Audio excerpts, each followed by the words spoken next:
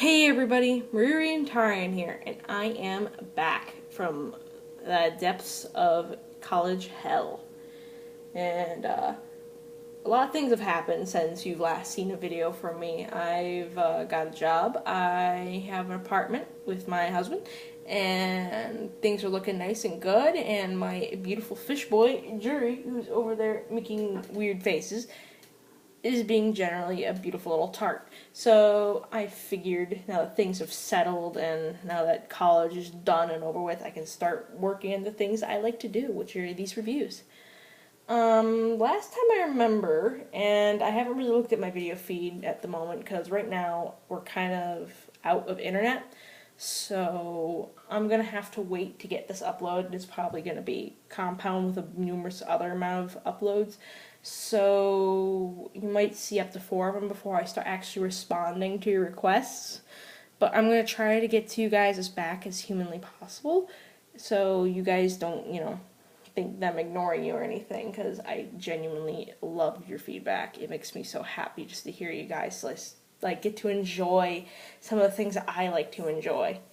I want to have discussions, And I don't have the greatest equipment, I don't have the greatest voice, I don't have a lot of things, but I still want to make a conversation with you guys. So, how about I just get to it? Okay, so, considering my Capcom figure builder reviewing series, I have currently reviewed, I believe it was the 9th and the 10th, no, it was the 9th and 8th set, if I remember correctly. And I was noticing that's kind of a bizarre place to start off. I know I did it in light of me getting those sets rather recently, so I figured that was more of an unboxing than a review at that point. But I figured since Iceborne is coming out and a whole variety of wonderful things, I decided now might be a good time to go back to our roots. So, starting from now, I'm going to have a whole marathon where I just go through and show you a whole bunch of figure builder series from the past. And I'm going to start with the first one. Capcom Figure Builder Series 1 from the Plus version. This is the enraged version. Now, you've heard of the enraged Kai version, which is the same exact as this one, except for it has an enraged Barioth as opposed to a Tigrix. And by now, I'm pretty sure all of you New World hunters are aware of what a Tigrix is. And I am only all too aware of it. So, I'm personally very happy I have this set, because despite it not having the Barioth, it does have an exclusive model that will probably never be made again, which is the Molten Tigrix. So I'm going to be excited to show you that. So I received this set about 5 years ago as a birthday present from some friends of the family. Before this, I thought that this series ever coming into my hands was a dream that would never come to be. But here I am, and 5 years later, I have a metric butt ton of them. So, how about we get to the box? Okay, so the box, we have a Cantor and a very angry Rajang about to kick the snot out of somebody. I don't know who, probably just somebody who stole his lunch money. So, again, we got those two here again. You got all their names in kanji. And we have this little image of the mystery figure, which I'm pretty sure you guys can figure it out, because this isn't the newest thing. So, we got a Devil Joe, we got a Cantor, and we got a Rathian. On the side, we have a Molten Tigrix, a Furious Rajang, and a Silver Rathalos. And back here is a lot of lingo from the legal standpoint, but it has some English here, telling you the sharp points and where to go for the website and all of the fun stuff. And nothing on the bottom, as per the usual.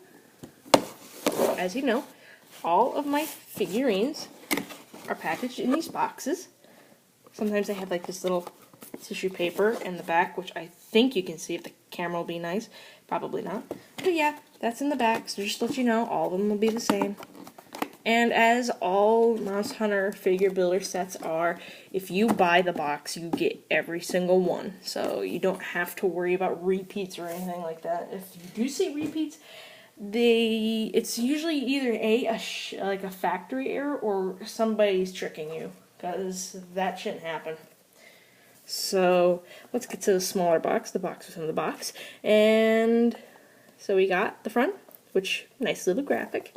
Mind you, I believe this is the first set of plus models that were ever made. So the first one was to see that wonderful, annoyingly dumb hexagonal base. This is where it came from. So you can see that. Silver Rathalos, Gold Rathian.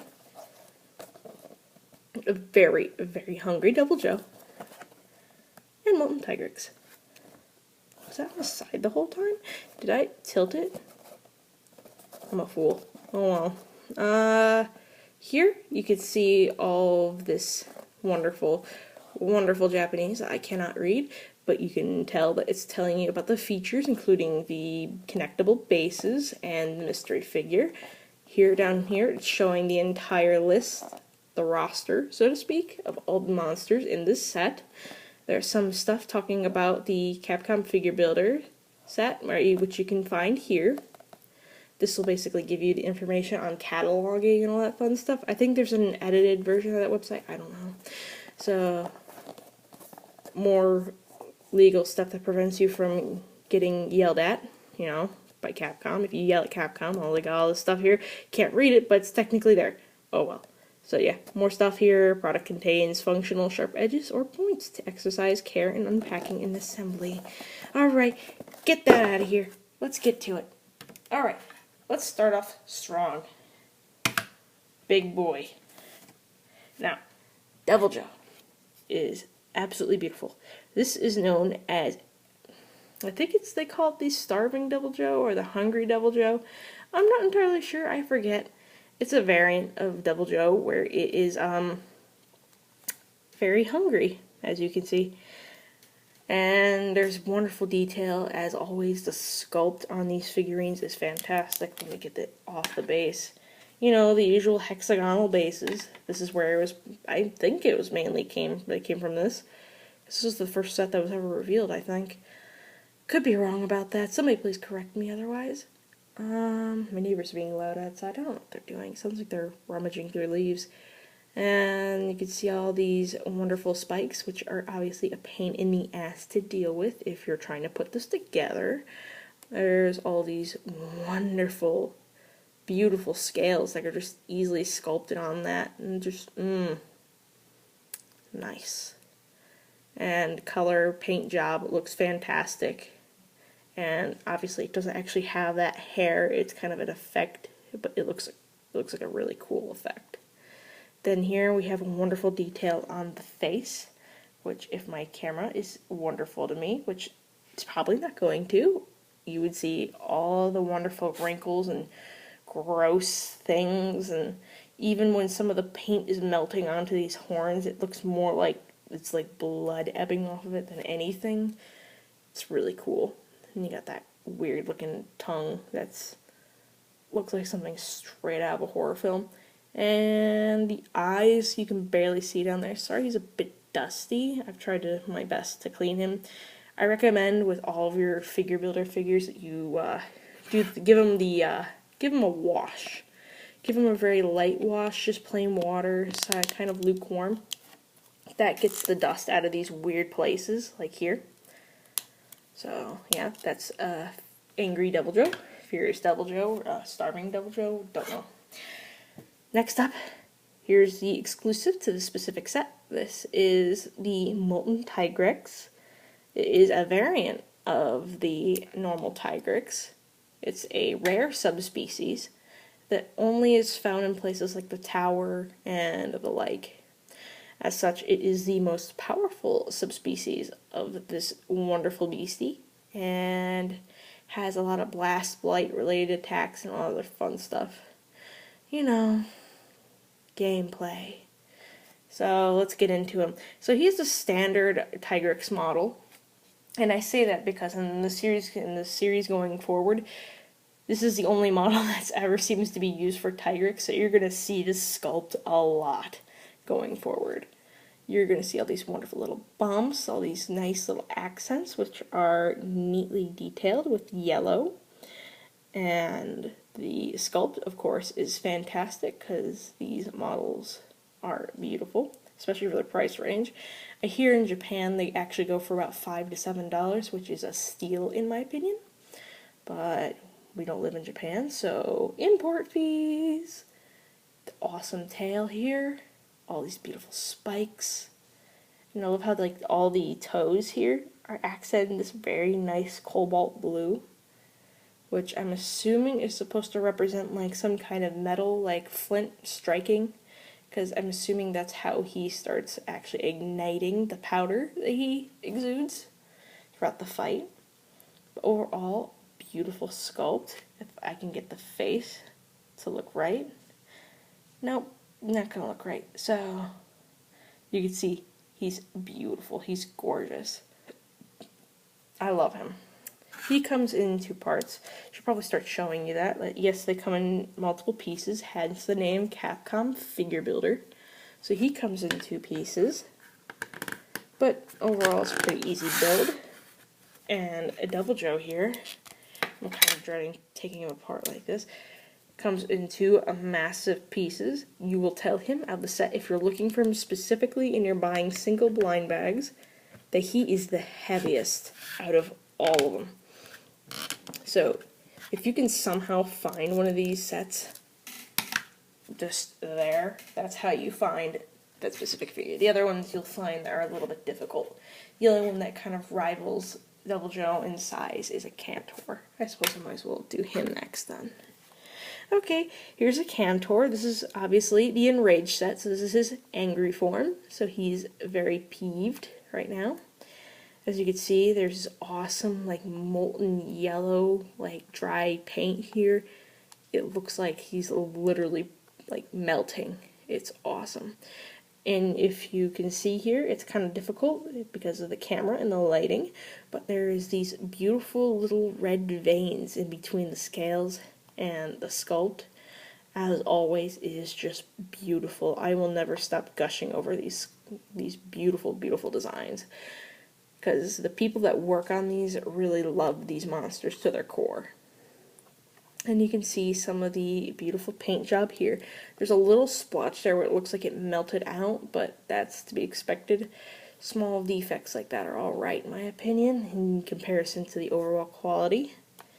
And you got that beautiful head. And if you want to know something interesting, a Cantor is actually related to the Tigrex family. Hence why it has a vaguely looking Tigrex face to it. It even has a similar roar in that it causes damage. So, for you new hunters who don't really know much about Old Monster Hunter, especially if you have Generations Ultimate or anything of the sort, this boy is big. It's basically Big Boy Tigrex, which is already a big boy, but this is bigger boy. You can even see like the remnants of his wings that were supposed to be here. That's his little wing nublet. And those little spikes all over. Actually, what am I talking about? This thing is huge. It's about, you're about the size of its foot. I'm not gonna lie here. You're about gonna be about as big as his face. So that's wonderful. And you can see his beautiful belly sculpt right here. Gotta enjoy that belly. Ew. And you can see all these awesome plates going down and down to the tail, which has this weird claw-like shape to it. I think it's awesome. But not when you get slapped by it in the fight. By the way, if you guys are ever interested in any kind of the fighting mechanics of any of these monsters, please do ask. I've pretty much fought all of them. All of these in this set anyways. I've definitely fought all of them. And that asshole over there. Alright, let's get to a Gold Rathian. Now, she uses a similar sculpt as the Green Rathian, the normal Rathian in set 4, plus the plus model set 4 going forward. But this one takes the standard sculpt and somehow makes it this beautiful shimmering gold. I don't know what kind of, like, I know they use gold paint, but you know, this is insane. Obviously, her wings, well, wing comes apart for the building, and her tail has this beautiful detailed sculpt of every single plate. They got down to like even how the plates would move under this kind of stress and environment. It's honestly very beautiful. You got the beautiful detailing there. The belly, which is very muted, which kind of makes sense in the grand scheme of it. The detailing's kind of crumbly looking, but it's fine. And as she's enraged, she has her little flame, so whoosh. And yeah, the entire mouth is sculpted, even the eye has color, even though my camera will never allow anybody to see it because it's an evil bastard. But that's besides the point. Also, don't be afraid if these things fall. They're made of ABS and PVC plastic, so that kind of plastic, and at least from what I've seen, is one of the more flexible types. So if it drops from a couple of feet, don't be afraid. It may just break apart into the pieces that it came from, but it can always be fixed. You don't have to worry about that. These are made for durability, which is awesome because they're a pain in the butt to deal with. So yeah, I forgot to show you that a cantor does come apart in 3 pieces. It's individual limbs in the main body, and these are a pain in the butt to get in because it's pokey. Because you can't have a good day unless a cantor spikes your butt. So, there's that. Let's get to Rajang. And this boy is... I don't want to talk about it. This is one of the fanged beasts. If you're a new hunter, you will know him as the raging dickbag of the old world and Goku. That's just another nickname he is. It's Goku because he is Super Saiyan form. Let's be honest. Take a look at him. So Rajang normally has a dark brown color palette, but when it's angry, it gets, really pissed off, it suddenly surges with static electricity, its fur turns yellow and spikes up, and when it's really enraged, its arms and its legs will start to glow with a red. Then they start getting some kind of shield or something. I think it's like they're hardening or something, which is terrifying and gross in so many ways. So there's that. And you can see that he comes apart in 2 pieces with his stick rib thing and his arm, which has a nice firm socket. You'll find that most of the joints on here are pretty firm, so that's fun. The sculpt on this, of course, is amazing, especially considering the fur. Of course, it's kind of rocky and it's very spiky, but you can tell that it's fur and it looks fuzzy and horrifying because it's a Rajang, so the feet are even sculpted with little pads there, if you can see that, and I don't think they can show it on here. They even have the detailing of the inner pad of the hand, even though it's going to be covered. The detail on these is stupidly amazing. And I know I'm swearing a bit more. I'm not going to get ad revenue or anything, so that's going to be fine. I'm just going to speak my voice and get yelled at by YouTube for being generally speaking the bad words, so I don't care at this point. It's not like I'm going to get anything from this. I just want to enjoy myself and these big boys. So this boy is Silver Rathalos. I'm pretty sure he is King Flap Flap. He is a pain in my butt, and I don't really like him. I don't like him in Gold Rathian. I really don't. But I think they're pretty, so that's what counts.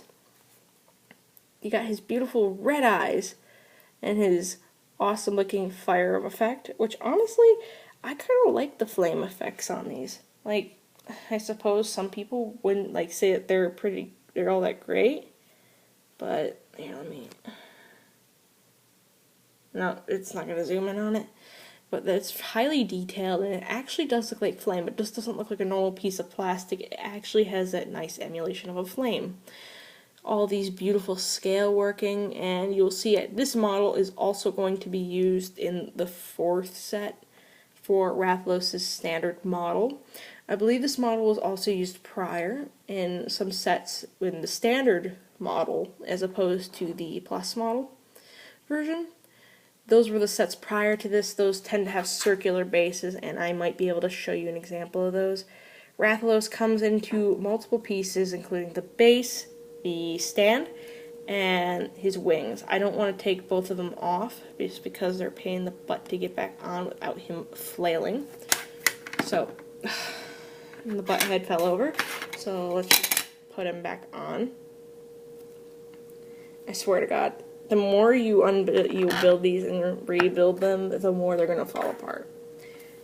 Now, if you have all 6 of these monsters, you'll get the jelly Acantor. This is basically the plastic molding before they put the color on it, and this one has a nice kind of orangish red tint to it, and it looks gorgeous. It has the same sculpt as a normal Acantor, so there's no really reason to talk about it other than the fact that it comes into pieces. So certain pieces will come with certain sets. So if you, let's say you get 2 Rathaloses, you won't just get a random piece. You won't just get the arms and a body from the same 2. No, you'll get the same part for each and every one of them. I don't remember which part came with which monster, so I can't exactly help you there, but you know, they're good. They're actually pretty cheap on eBay. You can get them whole for about $26, which isn't that bad considering the whole set. But you know, they're pretty cool. My husband doesn't particularly like them, but you know, oh well. I kind of like them. I think they look cool. It's almost like a trophy. Now let me show you those normal standard models. Let's do Legambi. Now, I'm hoping that this boy gets introduced to World one day, because he is a beautiful bunny rabbit. Now this is Legambi, and he is a standard model. The differences here are, obviously, there's some minor issues with quality. I will not deny it. The paint tends to be a lot smoother, and some of the colors tend to be brighter on these models as opposed to these ones, but that could just be 4th gen in general. I don't know. And I lost that because it flew into the other part of the room. Here is the base. This is the standard point of a standard model Monster Hunter figure. The base is the key. There are 3 types of models that you can get from these types of series. You can get the plus model, the standard model, and the Bandai Soul Styling models, which were sets released even before the figure builder sets were made. This is the base of a Soul Styling model. This is for Lavaslioth, which I got on Amazon or eBay for a relatively nice price. He is a weird, wonky boy, and my fish jury constantly wants to attack him, so that's wonderful. So you can see that by the Bandai logo is on the back. You see that? The Bandai logo. You know what I mean. This one was released in 2010, I believe, and the base here. You can see the name of Lavaslioth. I don't know what this means. I think this means Monster Hunter Freedom something. And this is the icon for Lavaslioth. And so those are the 3 different types of figures. I figured that might be also a very wonderful thing for you guys to know, just in case if you're ever curious about the other sets. So yeah. I've rambled way too much. So yeah. This is the first of my marathon, and I'm really excited to move forward with this. I hope to see you guys soon as possible at least, and I can't wait to read your comments and your feedback. I'm going to try my best to boost this channel and its ability to get information across without looking too amateur-ish. I don't know what's going to go on. So, yeah, my name is Mariri, and I am out.